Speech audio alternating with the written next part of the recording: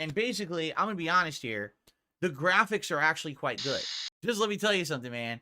As a game, I can't believe there's people who consistently play this game. How could you think that because there's interracial couples and anything that it's bad? And a lot of people are very upset about that because they were such adamant, staunch fans and scholars of the lore of the Fallout games and universe that to see that changed for a TV show, they're like, I can't believe it.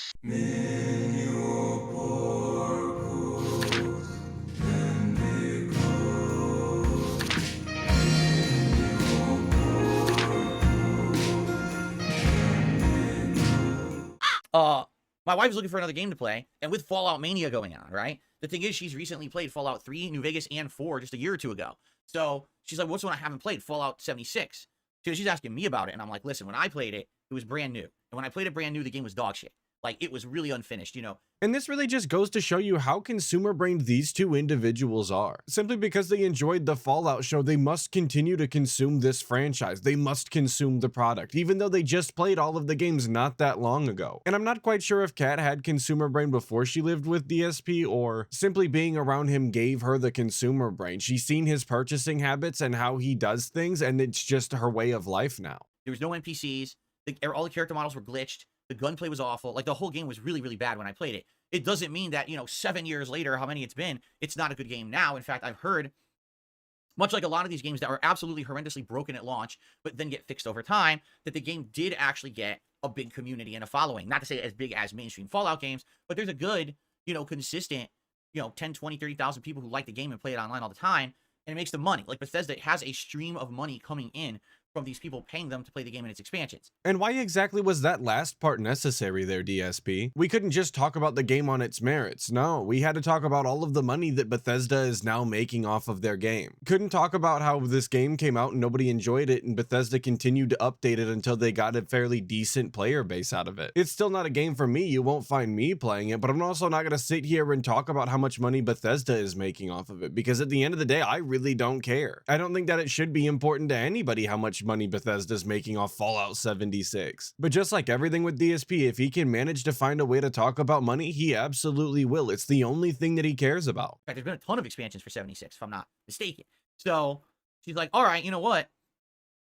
It's on Game Pass. I said, just do it. It's on Game Pass. You have Game Pass. Just download it and give it a shot. First of all, it took hours to download because it's 100 gigabytes.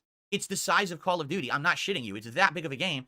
So it took forever to download. She wanted to play it right away and had to wait like 3 fucking hours to play the game. It's ridiculous. Like, wow, it took that long because it's such a huge game. And this complaint just seems so strange from DSP because he's enveloped in games every single day, all day long as a job. You would think that he would be familiar with how big these games are getting, how long they take to download. But it seems like every time he has to download something, which is every time he has to do something with a game because he doesn't own physical copies, and even physical copies require you to download things now, he has to complain about how long it takes. If it's really that big of a deal, DSP, then you needed to move somewhere that had better internet, because it doesn't sound like the two business lines that you absolutely got scammed into paying for are doing the job that you require them to do. And I understand that fiber optic internet is not available all over the world. Hell, it's not even available all over this country, the US. But I've always found it so strange that Renton, Washington, a location just outside of Seattle, doesn't have that option. You'd think, being in that close of a proximity to Seattle, that they would have some pretty high-tech shit out there, that there would be quite a few wealthy individuals living in the surrounding area that would want something like that. But after all of my own personal research, I couldn't find anyone that was offering the service out there, so it really doesn't exist. It's just very strange to me. So let's talk a little bit about this. All right, I missed her initial gameplay reactions because I was out doing grocery shopping and stuff. When I came home, I started watching her play it, and basically, I'm gonna be honest here, the graphics are actually quite good. Like, she has the Xbox Series S, and playing it on there, it looks really smooth. The frame rate was a smooth, consistent, silky 60 frames. I was like, I have never played a Fallout game with a silky 60 frames. Even the ones, now improved with better frame rate. This was like perfect, right? And it has basically upscaled better graphics than what were in Fallout 4. So if you're looking for the absolute best looking Fallout game, I would say 76 is the game. How is this guy this much of a graphics whore? It's kind of insane. You're talking about Fallout 76, a game that had a notorious launch, a game that couldn't get a content update to save its life for how long, a game that was completely riddled with bugs and completely unplayable for most people for, again, God knows how long. And the first thing that you want to talk about is how good the game looks. I don't think that's what anybody needed to hear. I don't think that anybody was looking for that piece of information, because even shortly after the game came out and it wasn't playable by most people's standards, nobody was complaining that the game didn't look good. It's like he just can't help but mention a smooth 60 FPS every time he sees a game that's running fairly well. And I say it specifically like that for a reason, because I genuinely don't think that DSP would know the difference between 45 FPS and 60 FPS. Without there being an actual counter on the screen, I doubt that he can tell the difference. So every time that he mentions a smooth 60 frames, I'm just rolling my eyes. It's like he's just trying to use words to make himself sound smarter, like he heard other people in the gaming sphere use FPS and actually care about it, and all of a sudden it was something that he cared about. Something that he could just bring up whenever he was talking about video games and act like he knows something about it. But let me tell you something. Just let me tell you something, man. As a game and gameplay elements and the like, dude, this game is fucking dog shit. I can't believe there's people who consistently play this game. All right, first of all, VATS, or what they call it in this game, there is no VATS. In VATS, what you're supposed to do is when you're about to enter a fight, time freezes. You can now aim for certain body parts, and they have different percentages of chance to hit, and you can strategically shoot the enemy. There's no real VATS in this game. All it is because there's no slowdown. It's all live, moving, fast-paced. You can aim for a body part as you spam bullets. So it's basically like, oh, I'm shooting someone. We'll try to get to the head. Oh, you might get a headshot. It's like, huh? Aim for the arm to disarm them. And the arm goes, you might shoot the gun out of the arm. You might kill the guy. It's stupid. The whole game is like a spam game where you're just running around spamming bullets at things. It is still VATS though, regardless of whether or not there is any sort of time slowdown, which I don't really know how he expected time slowdown to work in a multiplayer game like that. That was never going to happen. But it's still a Vault-Tec assisted targeting system, which is all VATS stands for. You activate it while you're in combat, you target a body part, and then the gun basically does all of the work for you and doesn't require you to aim. So much so that you don't even have to be looking in the direction of the actual opponent that you mean to shoot. Your bullets will just curve that direction and do it for you. Just because it doesn't slow down doesn't mean that it's not VATS DSP. And let's call it like it is right now. Let's call a spade a spade. The only reason that VATS was so vital in the modern Fallout games was because the actual first-person shooting gameplay of the original Fallout 3 was abysmal. You were incentivized to use VATS as a crutch because the gunplay just wasn't all that defined. And if that's what you're looking for in Fallout 76 when it comes to VATS, it absolutely accomplishes the exact same thing. And I just want to nitpick here for a second. When he started talking about VATS, he said that the way you used it is before you enter combat, you would activate VATS and then you would be able to pick the limbs and yada yada yada. You've always been able to activate VATS from within combat as well, so I really don't know why he decided to add that on the front end as if it was a requirement that you be out of combat. Because there are mechanics that you can't engage with if you are in combat, mechanics like sleeping and waiting, obviously. But VATS is not one of those things. So why did we talk as if it was? I just don't understand. There's no RPG element to it at all. It's basically a first-person shooter at this point. All right, so the gameplay itself, the gunplay is atrocious. I'm watching her play. I'm like, this is shit. And in fact, I'm not even kidding you. You do better not using VATS. If you pretend like it doesn't exist, it seems like if you just aim and fire, it's actually better than the VATS. Like the VATS system is just a waste of time in the game. There's no point to ever using it. So you've taken a key element of the Fallout universe that's good and made it completely worthless and pointless. So wow, you really did a good job with this game, right? And I'm going to half agree with DSP right here and right now. I agree that the VATS system after Fallout 4 is kind of useless because the gunplay did just genuinely get better. It's one of the only aspects that I can actually praise Fallout 4 in being better at. But there absolutely is still a reason to use VATS in Fallout 4 and 76. It's because they allow you to build up a crit meter, which will guarantee you a critical hit whenever you want, which I'm sure you could imagine on some of these more spongy enemies is very useful. So it's not a completely worthless system, it's just a system that you don't have to engage with if you don't want to, which of course means that DSP is not interested in using it because if he doesn't have to engage with the system, he absolutely won't. And we've seen that countless times throughout pretty much every game he's ever played. But then he's constantly wondering why he's having so much difficulty in getting hard stuck on bosses. It's because you're not utilizing all of the mechanics, stupid. And his complaint that the game is more about running around and shooting and killing things than being an actual RPG is the exact same complaint that the people have had since at least Fallout 4, where they pretty much stripped all of the RPG elements elements out of the game. You could even make that argument about Fallout 3 if you really wanted to, but at least that game had skill points, which meant something, I think. Then you get to the questing structure. So I shit you not, she played it for about 3 hours. In 3 hours, she basically did 10 tedious bullshit missions for a bartender. And at the end of all of that, got like a destination to go to continue the story. So in 3 hours, just think about 3 hours of Fallout 3. In 3 hours of Fallout 3, you're living your life in the vault. You're growing up immersed in the culture. You leave the vault, you go to Megaton. There's a ton of original quests and things going on there. In the first 3 hours of Fallout 76, you just fucking do busy work for a bartender.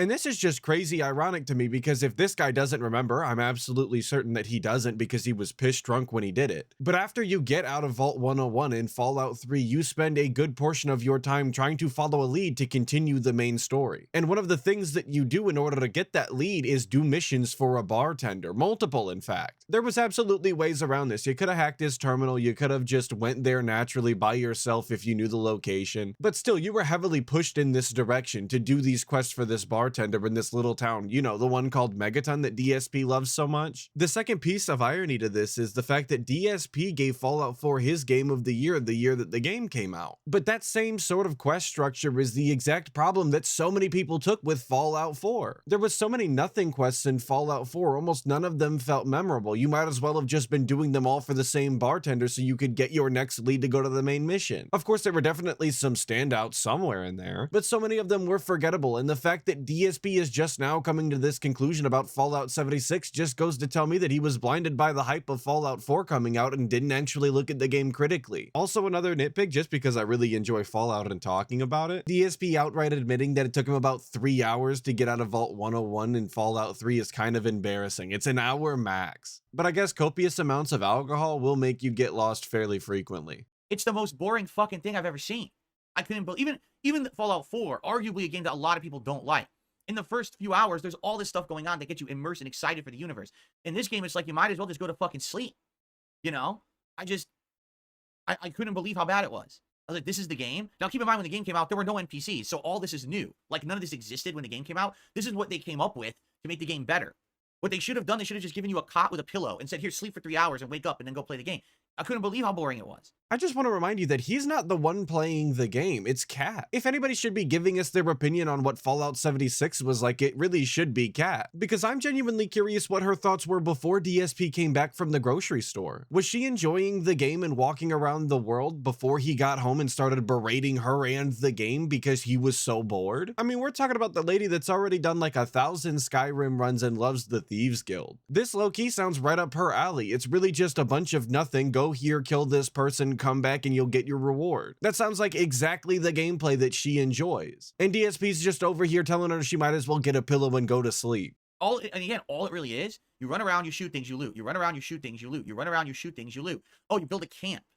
Oh, remember all the amazing building from Fallout 4 that most people complained about and didn't like? Oh, it's a key component of Fallout 76. You better get used to it because you're building a camp, you're building a workbench, you're building defenses, you're building all this shit. All this shit that you're like, I just want to play Fallout. I don't want to play Minecraft or another crafting game. I just want to play Fallout. So now he's complaining that all you do is shoot things and loot. You go here, you shoot things and you loot. Does he not understand that that is the entire gameplay loop? And honestly, it has been the entire gameplay loop since before Fallout 4. If you want a fantastic video about this gameplay loop, you should really go watch the Joseph Anderson video. I'll link it in the description, obviously, because it's fantastic. But DSP's sitting over here in his office complaining that he wants to just play Fallout. All he wants to do is play Fallout. He doesn't want to play a Minecraft-style game. But is he not understanding that surviving the wasteland does very often require you to gather resources and build a little homestead or something for yourself? Sure, that's not always the most fun thing to do, but just like you need a home base in every other RPG so you can dump all your shit off at, you probably need one of those in this game as well. And being that it is a multiplayer game, you're probably gonna have to make it yourself. I guess it's a good thing that Fallout 4 introduced all of those mechanics that you absolutely should be familiar with, so you can make the best goddamn player home to store all your shit in as possible. And when I say the best player home that you can possibly make, I don't mean because the tools are very robust and meaningful. I mean, you should be familiar enough with the tools to utilize them, because the building mechanics are everything but robust and meaningful to me. You can't. That's Fallout 76. It's basically ridiculous time waster game. Like, that's literally the actual point of the game, is to waste your time. You know what I'm saying? Like, it doesn't seem like anything in the game is really designed to be interesting. The plot of the first 3+ hours is boring as dirt. and they don't even really introduce you very well to the gameplay mechanics. You got to kind of fuck about to figure them out for yourself. How would you know, DSP? You didn't watch her opening moments. You didn't see all of the tutorials. And I'm not going to accept the fact that a game didn't teach you something when it's coming from this guy of all people. DSP, the guy who is not only notorious for being bad at video games, but also notorious for not reading any of the tutorials or understanding anything that he's pretty much ever read. This is the last guy that you should be believing that somebody didn't teach him something. And I just cannot stand when he describes any video game as some sort of time waster game, whatever the hell that's supposed to mean. As if all video games aren't some sort of time sink that we engage with for entertainment purposes expressly. He's really out here acting as if every single game is supposed to be some life-altering experience that is going to change the way you approach your daily life or something. Bro, just have some fun with a video game. Like I said, the graphics are good. Outside of the, like, there's cool rad storms going on, and some of the enemies, there's all new enemy types in this game, which I assume now are canon to the Fallout universe, which is hilarious, because I wonder how many people never played Fallout 76, and when the next time there's a new Fallout game they're going to play, and there's going to be Scorched, and there's going to be all these weird things in the game, like, what the fuck is that? I never even heard of it. I didn't play that piece of shit MMO, right?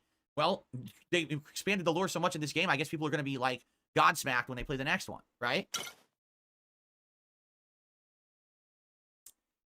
Oh yeah, DSP, they're gonna be Godsmacked. Shout out Godsmack, I guess. Also, I would have to doubt that they're gonna use all of those enemies all over again in the next Fallout, because those should be fairly specific to the area in which the game takes place. The same way that you didn't see Tunnelers in Fallout 4, the same way that you didn't see Brotherhood Outcasts in Fallout New Vegas. I would really hope in the next game that I don't see creatures that are supposed to be resident to Appalachia, wherever the hell the new game is gonna take place. Because Mothman creatures probably don't make any sort of sense if the game's going to be taking place in Chicago or something. Anyway, so essentially, yeah, this game is not good. It's pretty bad. I don't know if it gets any better further in, but if you get bored to tears in the first 3 hours, what's the incentive to play past the first 3 hours? If all you're doing is running around, shoot, shoot, shoot, shoot, shoot, shoot, shoot, forget VATS, it doesn't do anything. Shoot, shoot, shoot, shoot, shoot, shoot, shoot, loop, loop, loop, shoot, shoot, shoot. Oh, I gotta build a camp now. Oh, fuck. I can learn all these stupid fucking building mechanics and fuck around here. I don't have enough components. Oh, shoot, shoot, shoot, shoot, shoot. Oh, the bartender wants me to do another tedious collection mission. Let me go do that. What the fuck is this game? Is that the spirit of Fallout? I genuinely don't know what he means by in the spirit of Fallout. Like, what does that mean? The game has literally changed genres over the years. I mean, it's in the universe, it's in the world, so I have to say yes, I guess. But I want to point out that the way that he's describing Fallout 76 is very much how I would describe Fallout 4. And I've put many, many hours into Fallout 4. I enjoy it for what it is. I don't think it's the best Fallout game by any means. But if you can enjoy the gameplay loop that he's describing, which it can be enjoyable given the right mindset, then I don't think that there's any problem with this. And this is not me trying to defend Fallout 76. Like I said, I haven't played the game. I probably will never play the game. It doesn't interest me. But his complaints just don't make any sense when you take into consideration the fact that he gave Fallout 4 his game of the year. Not at all. It actually is the opposite. Like, the world building is shit. It's like, you don't want to play it. Seriously, I couldn't watch her play it. I was so bored, right? So, I mean, honestly, you know, the first impressions is it's fucking terrible, okay? So it was funny because people were saying to me, would you play Fallout? Now that this hype is behind Fallout, would you play Fallout? And I said, yeah, well, absolutely. New Vegas is out. I just played New Vegas a few years ago, and I don't want to do another run of New Vegas this fast, right? And that's probably for the best. We didn't need DSP's grubby little mitts disrespecting New Vegas any more than he already has. And the only person that's really losing out in this exchange is DSP, because he's depriving himself of another playthrough of what I consider to be the best Fallout game. And before a bunch of people run to the comments and tell me that it's actually Fallout 1 or Fallout 2, sorry man, I don't play those boomer CRPGs. I'm not that old and my brain don't work like that. Respectfully, of course. So the options are essentially Fallout 3, Fallout 4, or Fallout 76. Now, I was curious because I'd never played Fallout 76. I'll tell you right now, there's no chance I'm wasting any fucking time on that game. It's terrible.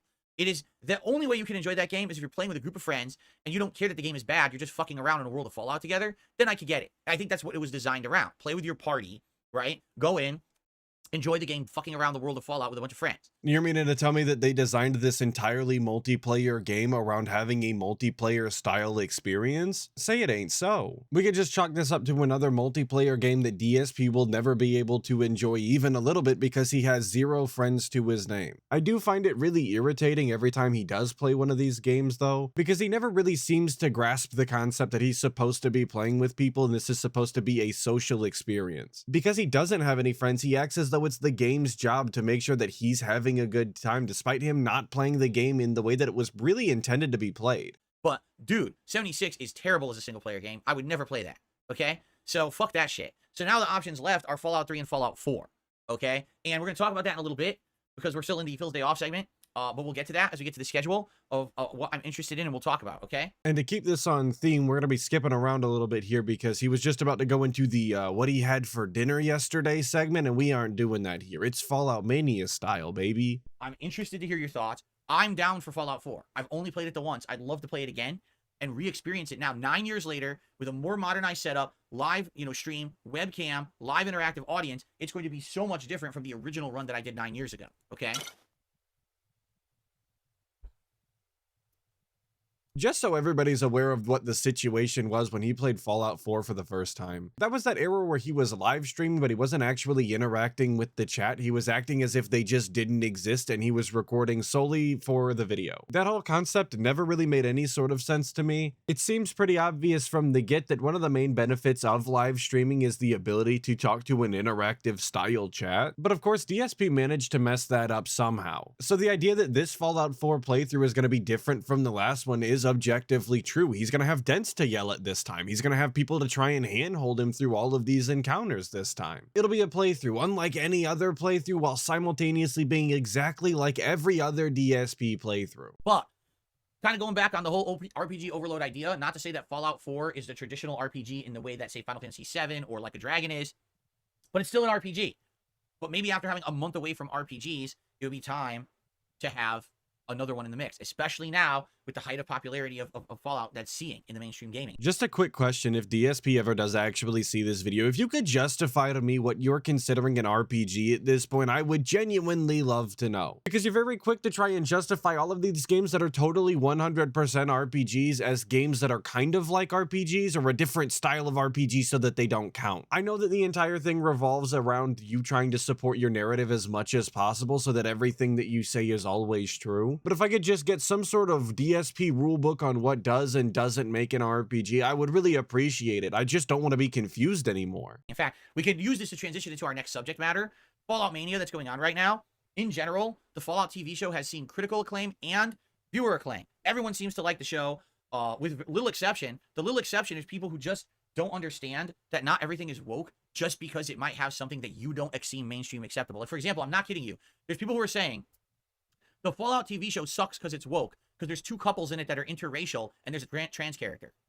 This is just one of the telltale signs that DSP is on the internet far too often looking for things to hate. Because I would like to assume that I'm on the internet pretty much just as much as everybody else is at this point during the modern age. And despite having not seen the show, I've heard all sorts of things about it. I've seen all sorts of discussions regarding the actors and actresses, the plot points, the world building, and not once did I ever hear anything about an interracial couple, let alone people taking issue with it. And up until I saw this pre-stream live, I didn't even know there was a trans character in the show at all. Like I said, I didn't watch the show. I'm not going out of my way deliberately to look at things about the show. But the fact that I didn't hear about either of these things when talking to totally normal people in real life or seeing casual discussions online just goes to show, to me at least, that DSP was out looking for people that hated the show. Or, and this isn't exactly out of the realm of possibility given the kind of people that DSP attracts, but maybe his audience is the people that are bringing these things up, and he's really got nobody to blame for that but himself. I mean, that is the audience that he's cultivated. I can't imagine that Canadian Kirk is exactly a one-off fan of DSP. There's probably quite a few fans of DSPs that are like Kirk. They're just not nearly as vocal.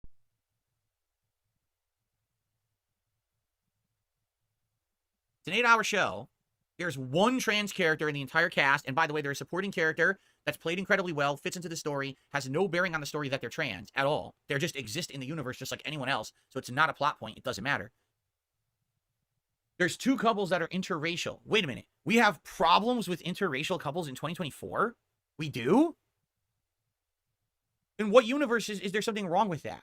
Like, you know what I'm saying? Like, doesn't make sense to me. Maybe it's because I grew up on the East Coast, and now I'm on the West Coast, correct? But for me, to see people of different races, like, getting involved in romantic relationships is, like, a common thing. This is not like, oh, I've never seen this before. This is not a big deal. I don't even see why this would be a big deal. And I understand what he's trying to get at here by mentioning that he grew up on the East Coast and he's now in the West Coast. It's because these areas are typically more liberal leaning, but it just comes off as obnoxious and it makes it sound as if interracial couples like don't exist in the Midwest or Southern areas. There was really just no need to bring up any sort of geographical location, because I think that you'll find most places across the United States are very open to interracial couples with very few exclusions. But I guess knowing that would require any sort of understanding about the outside world. Something that we very clearly know that DSP has no knowledge of, given the fact that he again leaves his house only once a week, and that's only to go grocery shopping and go to the pet store. He doesn't know what normal people think, and he definitely doesn't know what normal people think on the other side of the country. His idea of what the average person's opinions are completely tainted by these weirdos online. And that's why he always talks about people the way that he does, because he has no actual reference for what a normal person speaks like. He has no normal style interactions with pretty much anybody. You know what I'm saying? Like, it doesn't make sense at all. To me, I'm just scratching my head. How does this affect the show or the quality of the show? These people are so obsessed with things that they're like, just because they exist, regardless of the fact that if they have a bearing on the show, affect the plot of the show in a negative way, which they don't, just because they exist on the show is an awful bad thing, and therefore the show is bad. That's just incredibly stupid. In my opinion, it's just a closed-minded thing to think that way. How could you think that because there's interracial couples and anything that it's bad? What does that say about you? I think that it would indicate that they're not okay with different racial identities mixing in any sort of fashion genetically. It seems pretty straightforward, DSP. Why don't you just go email Kirk back? He'll tell you all about it. Right? Where do you come from? You live in a place where only people of the same race can be romantically involved? What kind of a society are you living in? What kind of an isolated culture? It's kind of fucking weird. I'm sorry, it just is. I'm not saying that every single thing should be dictated to be a mix of cultures or whatever, right? But just because it's in the show doesn't mean that it's bad. It drives me nuts, these people, right? What people is this though, DSP? That's my problem with this entire segment. He takes such issue with this and acts like this is some sort of humongous group of people that are ranting and raving all over the place about how this show is woke, but I haven't heard anybody say that. The biggest issue that I've seen people take with the show is that it doesn't follow the lore, which I would also take an issue with if I actually gave a shit about the show. But like I said earlier, it's like DSP is looking for people who have negative takes on the show so that he can dunk on them during his pre-stream for some reason. And I know I say for some reason, but I know that the reality is it's so that he can feel smart because he likes putting other people down and acting like other people are an issue. I'm sure that he also thinks that that's what makes the Dents love him so much, because he's their all-knowing leader. And anybody who's online disagreeing with him is just some sort of ignoramus and can't be trusted. Anyway, outside of that very small group of people, everyone seems to like the show. Even those who are like the biggest fans of Fallout lore and are upset that the TV show either made mistakes with the lore or changed the lore. And I think that's really what it is. A lot of people are upset that certain things in the Fallout TV show aren't in line with the games. And now they're like, well, wait, Todd Howard is saying the TV show is canon. Does that mean it changes the lore of the games? Do you want to know the answer? Yes. It does mean that. It means that that's the lore they want to go with. But doesn't that go directly against what you were saying the other day? Because if you recall, after he saw the first 3 episodes and he initially started talking about it on his pre-stream, he was talking about how he saw people online upset with the show because it wasn't following the lore and it changed the lore of New Vegas. And he said that it straight up did not do that. They didn't know what they were talking about. And on a completely separate occasion, when he was talking about the show changing the lore and that people were saying Todd Howard said that the show is in fact the new canon, he was saying that people shouldn't listen to Todd Howard and he doesn't know what he's talking about, as if he isn't the person that's directly in charge of what is and isn't the lore. But I really shouldn't be surprised at this behavior at all from DSP, because he's such a fake Fallout fan. He doesn't actually give a shit about the lore. He doesn't care about what is and isn't factual in the universe. As long as he has some sort of nice visuals on screen for him to ooh and awe at and make money, he doesn't actually care. Why? Because there's no of Fallout, right? To tie in with seeing the show and falling in love with this universe is like 7 years old. That's the newest one. So obviously they want to go with the lore of the show as the mainstream thing, because we don't even know when we'll see another new Fallout game. What, another decade?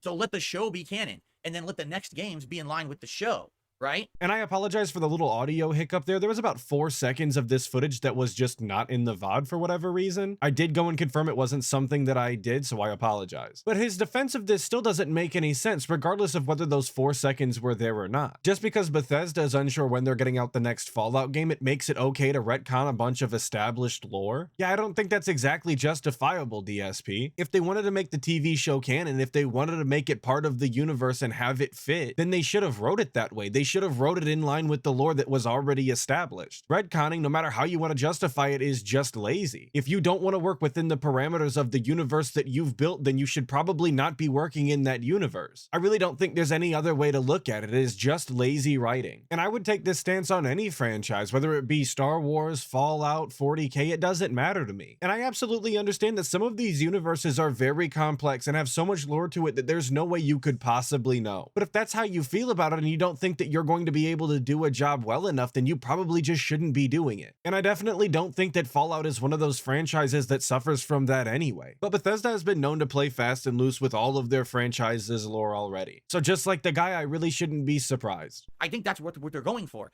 And a lot of people are very upset about that because they were such adamant, staunch fans and scholars of the lore of the Fallout games and universe that to see that change for a TV show, they're like, I can't believe it. You know, these people are like, these are the same people, all right, who 2 generations ago would go to the Star Trek and Star Wars conventions and line up to see William Shatner or Mark Hamill. And they would wait in line. And finally, when they get to see them, all right, they would have a giant folder and they would slam the folder down in front of the desk in front of them where the person was sitting and say, in episode 272, there was a line of dialogue that's not in line with the Prime Directive. Now, you got to explain to me what this means. And the actor would be sitting there like, it's a show, dude. It's a TV show. It's fun. It's meant to be something for entertainment. It's not real. It doesn't have to be. It never was designed to be. What is wrong with you? You're not supposed to obsess over it like this. Okay? And that behavior is undoubtedly unhinged. There's really no other way to put that. But that's not what's happening here. People aren't expecting these actors to explain all of the lore inconsistencies. And if there is anybody out there that's waiting for exactly that, how does it feel to be the person that DSP is using that as an example to dunk on? That's gotta feel pretty miserable. But I don't think that there's any issue with people being online and upset with the writers of a franchise because they didn't understand the franchise enough to not retcon all of the lore that was already pre-established. You know, the lore that made them enjoy the franchise in the first place? You know, there's that old question of how many planks of wood can you replace on a ship before it's considered a completely different ship. And I think that's part of the problem because everybody's gonna have a different answer. And when you go retconning and changing established lore like this, everybody's gonna have a different answer on how many different things you can retcon before it's not the same universe that they fell in love with. And that's the exact opposite type of thing that you want to be happening when introducing a show and trying to get more and more people to follow your franchise. And it goes back then, these people were dismissed as obsessive people. Today, it's like cool to be like that. Because now you can go on the internet and join an online community like that. And you can completely obsess over something that's just supposed to be a part of pop culture and not the whole obsession of your life where every little detail of the universe must be in line and make sense. There's going to be things that don't jive. There's going to be things that can't be explained or don't line up. No one cares that much about it, including the fucking showrunners. Do you really think Todd Howard cares that there's a date in the show on a chalkboard that's not in line with the dates of the games? Do you think he gives 2 flaming shits? He doesn't care. He cares about the money that's being printed right now because people like the show.